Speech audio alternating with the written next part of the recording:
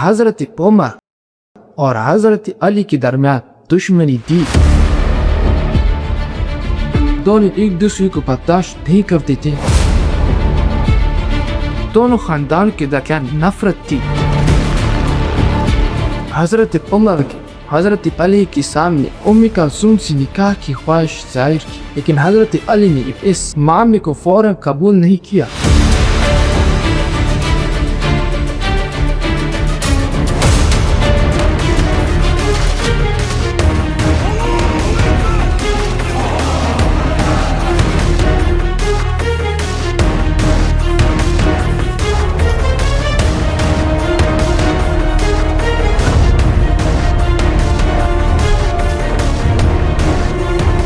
مدینہ میں ایک جنازہ رکھا تھا، لوگ خاموش کھڑے تھے۔ وہ شخص جس کے نام سے پرشین امپائر لرز رہا تھا، جس کے دور میں اسلام کی ریاست نکل کر شام، عراق، مصر تک پہنچ چکی، آج وہ دنیا میں نہیں تھا۔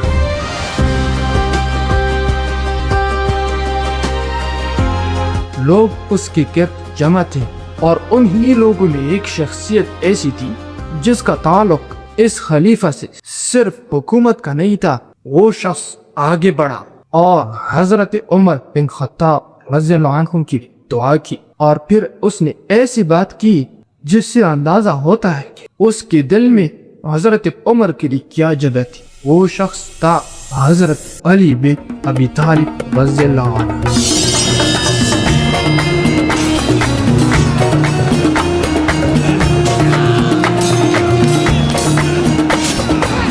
حضرت ابن عباس رضی اللہ عنہ سے روایت ہے کہ حضرت عمر کی وفات کے بعد حضرت علی نے ان کے لیے اللہ کی رحمت کی دعا کی، حضرت عمر کے بارے میں ان کی فضیلت اور عظمت کا ذکر کیا۔ لیکن یہاں سے ایک بہت بڑا سوال پیدا ہوتا ہے، آخر حضرت علی اور حضرت عمر رضی اللہ عنہ مجمعین کے درمیان میں ایسا کیا تعلق تھا کہ ایک کی وفات پر دوسرا اس قدر متاثر ہو؟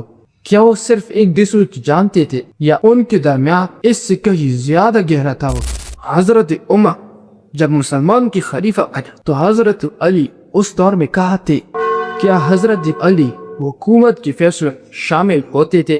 کیا حضرت عمر ان سے مشورہ لیتے تھے؟ اور پھر وہ مشہور واقعہ کیا ہے جس میں حضرت عمر نے اپنے بعد خلافت کے لیے جن 6 جلیل القدر صحابہ کو منتخب کیا، ان میں حضرت علی بھی شامل تھے۔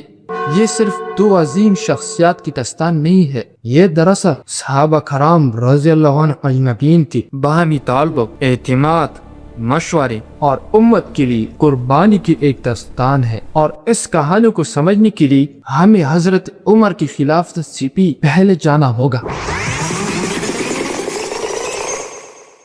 حضرت علی رسول اللہ صلی اللہ علیہ وسلم کی قریبی اہل بیت میں سے تھے، اور حضرت عمر رسول اللہ کی جلیل القدر صحابی تھی۔ دونوں کی شخصیت الگ تھی۔ حضرت عمر کی طبیعت میں قوت اور فیصلہ کرنے کی صلاحیت نمایاں تھی، اور حضرت علی علم، فہم، شجاعت اور فقہ میں ممتاز تھے۔ لیکن ایک چیز دونوں میں مشترک تھی، اسی لیے ان دونوں کے تعلق کو صرف سیاسی تعلق سمجھنا درست نہیں۔ حضرت عمر اہل بیت کی قدر کرتے تھے، اور حضرت علی بھی حضرت عمر کی قدر اور منزلت سے واقف تھے۔ رسول اللہ صلی اللہ علیہ وسلم نے حضرت علی کے بارے میں فرمایا، علی مجھ سے ہے اور میں علی سے۔ اور حضرت عمر سے معقول ہے کہ رسول اللہ کی وفات اس حال میں ہوئی کہ وہ حضرت علی سے راضی تھی۔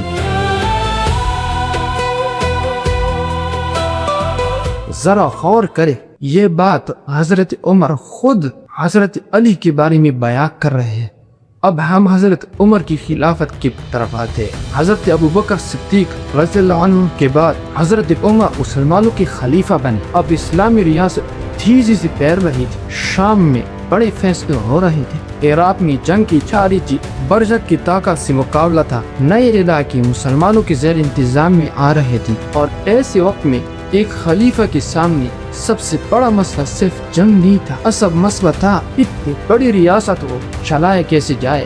یہی مشورہ انتہائی اہم تھا اور حضرت علی ان لوگوں میں شامل تھے جن سے حضرت عمر اہم معاملات میں مشورہ لیتی تھی۔ تاریخی مصادر میں حضرت عمر کی حضرت علی سے مختلف معاملات میں مشورے کا ذکر ملتا ہے۔ یہ ایک بات سمجھنے کی ضرورت ہے، حضرت علی حضرت عمر کے دور میں خلیفہ نہیں تھے اور نہ کسی صوبے کا گورنر تھے، لیکن اس کا مطلب یہ نہیں ہے کہ وہ ریاستی معاملات سے الگ تھے۔ وہ مدینہ میں موجود جلیل القدر صحابی اور اہل بیت کی فتح کی حیثیت سے اہم معاملات میں شامل ہوتی تھی، اور یہی چیز حضرت عمر کی طرز حکومت کی بڑی خصوصیت دکھاتی ہے۔ وہ صرف اپنی رائے پر حکومت نہیں کرتے تھے، وہ اہل علم اور اہل رائے سے مشورہ کرتے تھے اور حضرت علی جیسی شخصیت کی رائے کو اہمیت دیتے تھے۔ پھر وہ وقت آیا جب حضرت عمر اپنے پاک کے خلیفہ کو خود نہیں چن کیے۔ حضرت عمر رضی اللہ عنہ زخمی ہو چکے تھے، ان کی زندگی کے آخری لمحات تھے۔ مسلمانوں کے سامنے ایک بڑا سوال تھا، اب قیادت کون سنبھالے؟ یا حضرت عمر ایک ایسا فیصلہ کرتے جو اسلامی تاریخ میں ایک اہم سمجھا جاتا ہے۔ انہوں نے کسی ایک شخص کو اپنا جانشین مقرر نہیں کیا بلکہ 6 جلیل القدر صحابہ انتخاب کیے، اور ان 6 میں حضرت علی بھی شامل تھے۔ حضرت علی بن ابی طالب، حضرت عثمان بن عفان، حضرت عبد الرحمن بن عوف، حضرت سعد بن ابی وقاص، حضرت زبیر بن عوام اور حضرت طلحہ رضی اللہ عنہم اجمعین۔ حضرت عمر نے معاملہ انہی کے درمیان چھوڑا کہ وہ اپنے میں سے کسی ایک کو انتخاب کرے۔ حضرت عمر نے شورا کا معاملہ صحابہ کی سپرد کیا۔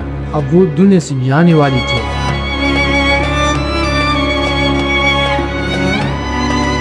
لیکن حضرت عمر اور حضرت علی کی کہانی یہ ختم نہیں تھی۔ اب ہم اس تعلق کے ایک ایسے واقعے تک پہنچتے ہیں جس کا ذکر تاریخ میں تفصیل سے ملتا ہے۔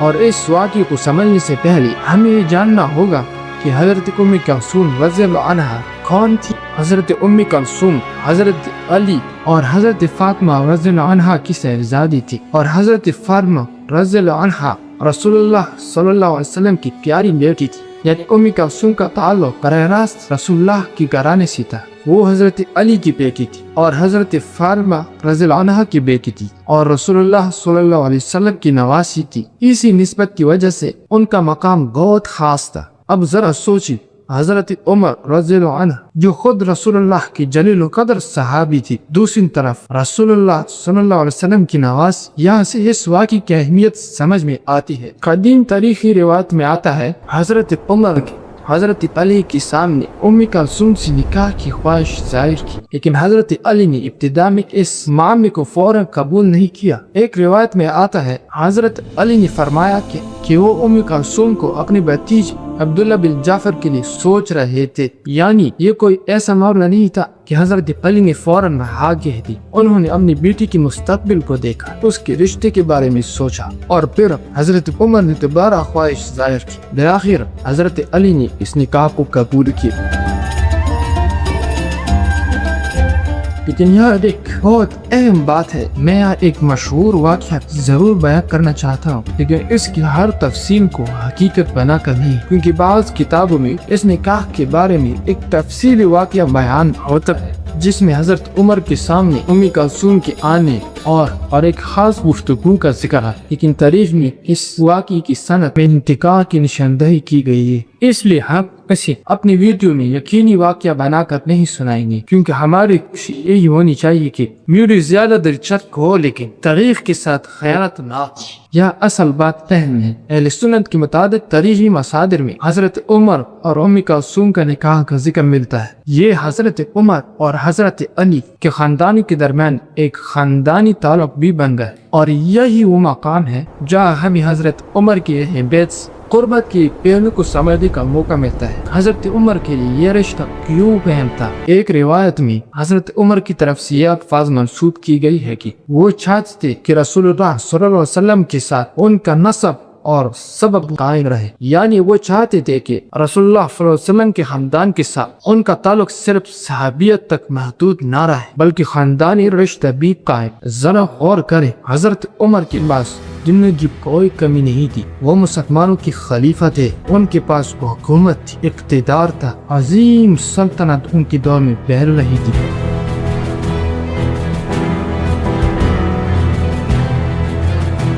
لیکن رسول اللہ صلی اللہ علیہ وسلم کے ساتھ نسبت یہ ایسی چیز تھی جسے وہ دنیا کی کسی چیز سے بدلنا نہیں چاہتے تھے، اور اسی لیے رسول اللہ صلی اللہ علیہ وسلم کی نواسی سے نکاح کو بھی وہ ایک عزت اور نسبت سمجھتے تھے۔ یہ حضرت علی کا کردار بھی بہت اہم ہے، کیونکہ وہ صرف ایک باپ نہیں تھے بلکہ رسول اللہ کی گھرانے کا فرد تھے، ان کی بیٹی ان کی ذمہ داری تھی، اور انہوں نے بالآخر اس نکاح قبول کی، یعنی یہ رشتہ حضرت علی کی رضامندی سے قائم ہوا، اور یہی چیز اس واقعے کو حضرت عمر اور حضرت علی کی تعلق کی تناظر میں اہم پر آتی ہے۔ روایت میں آتا ہے کہ حضرت عمر اور ام کلثوم کے ہاں زید بن عمر پیدا ہوئی اور ایک بیٹی رقیہ کا بھی ذکر ملتا ہے، اور یہ ایک اور دلچسپ بات سامنے آتی ہے، حضرت عمر کے انتقال کے بعد بھی ام کلثوم کی زندگی کا تعلق اسی خاندان اور اس نسل کے ساتھ چلتا رہا، یعنی یہ صرف ایک سیاسی طور کا واقعہ نہیں تھا، یہ ایک حقیقی خاندانی رشتہ تھا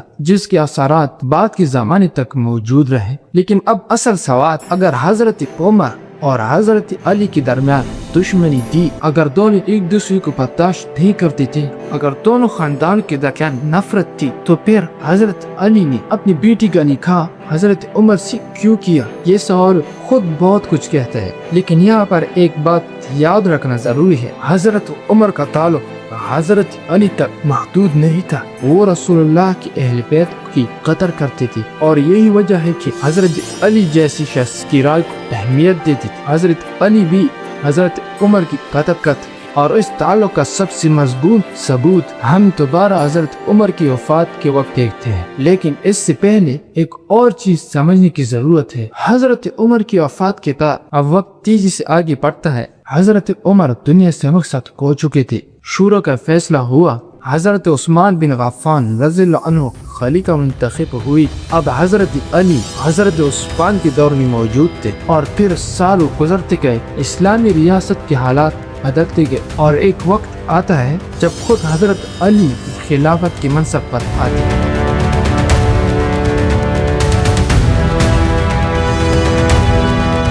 یہ وہ زمانہ ہے جب امت کے حالات انتہائی مشکل ہو چکے تھے، لیکن ہماری اس ویڈیو کا موضوع آج کی سیاست نہیں، آج کی بحث نہیں، آج ہمارا سوال صرف یہ ہے، حضرت علی اور حضرت عمر کے درمیان اصل تعلق کیا تھا؟ اور اس کا سب سے صاف جواب حضرت عمر کی زندگی کے آخری لمحوں کے بعد سامنے آتا ہے۔ حضرت عمر رضی اللہ عنہ شہید ہو چکی تھی،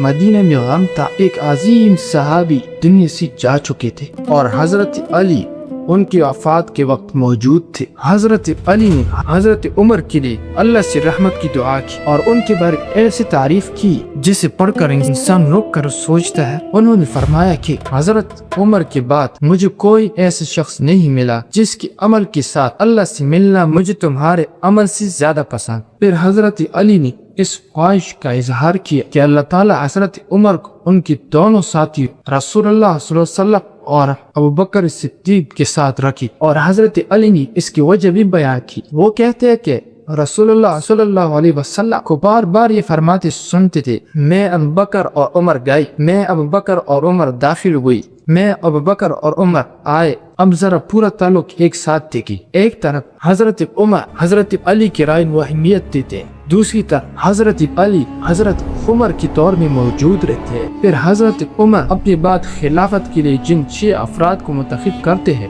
ان میں حضرت علی بھی شامل ہوتے ہیں، اور دوسری طرف حضرت علی کی بیٹی ام کلثوم کا حضرت عمر سے نکاح ہوتا ہے، اور آخر بھی جب حضرت عمر دنیا سے جاتے ہیں تو حضرت علی ان کے لیے رحمت کی دعا کرتے ہیں، ان کے عمل کی تعریف کرتے ہیں، اور ان کے لیے رسول اللہ صلی اللہ علیہ وسلم اور حضرت بکر کے ساتھ ہونے کی امید ظاہر کرتے ہیں۔ اب ان تمام واقعات کو ایک ساتھ رکھ کر دیکھیں کیا یہ دو ایسے لوگ نظر آتے ہیں جو ایک دوسرے کو دشمن سمجھتے تھے، یا ہمیں دو ایسے عظیم صحابہ نظر آتے ہیں جن کے درمیان اپنے زمانے کے مسائل میں اختلاف رائے ہو سکتا تھا، لیکن اسلام، رسول اللہ، اہل بیت اور امت کے معاملے میں ایک دوسرے کے مقام کو پہچانتے تھے؟ دیکھو، حضرت علی اور حضرت عمر کی زندگی ہمیں ایک بہت بڑا سبق دیتی ہے۔ اختلاف اور دشمنی ایک چیز نہیں ہے۔ دو بڑے لوگ ایک مسئلے میں مختلف رائے رکھ سکتے ہیں، ایک دوسرے سے مشورہ کر سکتے ہیں، ایک دوسرے کی رائے سے اختلاف بھی کر سکتے ہیں، لیکن اس کا مطلب یہ نہیں کہ ان کے دلوں میں ایک دوسرے کے لیے اختلاف ختم ہو گیا۔ اور یہی وجہ ہے کہ ہمیں صحابہ کرام رضی اللہ عنہم اجمعین کے بارے میں بات کرتے ہوئے بہت احتیاط کرنی چاہیے، کیونکہ ہم جن لوگوں کے بارے میں بات کر رہے ہیں وہ لوگ ہیں جنہوں نے رسول اللہ کے ساتھ زندگی گزاری، اسلام کے لیے قربانیاں دی، اور پھر پوری دنیا بھی اسلام کا پیغام پہنچایا۔ صرف ایک منظر اپنے ذہن میں رکھے، مدینہ کی وہ گلیاں، وہ شہر جس میں رسول اللہ نے زندگی گزاری، اور اسی شہر میں ایک دن حضرت عمر بن خطاب رضی اللہ عنہ دنیا سے رخصت ہوئی۔ لوگ غم میں تھے اور ان کے درمیان علی بن ابی طالب رضی اللہ عنہ کھڑے تھے۔ وہ علی جو خود رسول اللہ کی گھرانے سے تھا، وہ علی جن کے بیٹی ام کلثوم کا رشتہ عمر کے ساتھ قائم ہوا، وہ علی جنہیں حضرت عمر نے اپنی آخری شورا میں شامل کیا، اور وہی حضرت علی جنہوں نے حضرت عمر کی وفات پر ان کے لیے رحمت کی دعا کی۔ یہ منظر شاید اس پوری موضوع کا سب سے خوبصورت جواب ہے، کیونکہ کبھی کبھی کسی انسان کے دل میں دوسرے انسان کی جگہ جاننے کے لیے لمبی تقریر کی ضرورت نہیں ہوتی، صرف آخری الفاظ کافی ہوتے ہیں۔ اور حضرت عمر کے بارے میں حضرت علی کے وہ الفاظ آج بھی ہمارے سامنے موجود ہیں۔ اللہ تعالیٰ حضرت علی بن ابی طالب رضی اللہ عنہ سے راضی ہو، حضرت عمر بن خطاب رضی اللہ عنہ سے راضی ہو، اور تمام صحابہ کرام رضی اللہ عنہم اجمعین سے راضی ہو۔ ہمیں ان کے بارے میں سچی بات کرنی چاہیے، ان کے مقام کو سمجھنے اور ان کی زندگیوں سے سبق حاصل کرنے کی توفیق عطا فرمائے۔ تو یہ تھی حضرت علی اور حضرت عمر رضی اللہ عنہم اجمعین کے تعلق کی وہ داستان جس میں ہمیں مشورہ بھی ملتا ہے، احترام بھی، خاندانی تعلق بھی، اور آخر میں ایک ایسا اعتراف بھی جو حضرت علی نے خود حضرت عمر کی وفات کے وقت کیا۔ سبسکرائب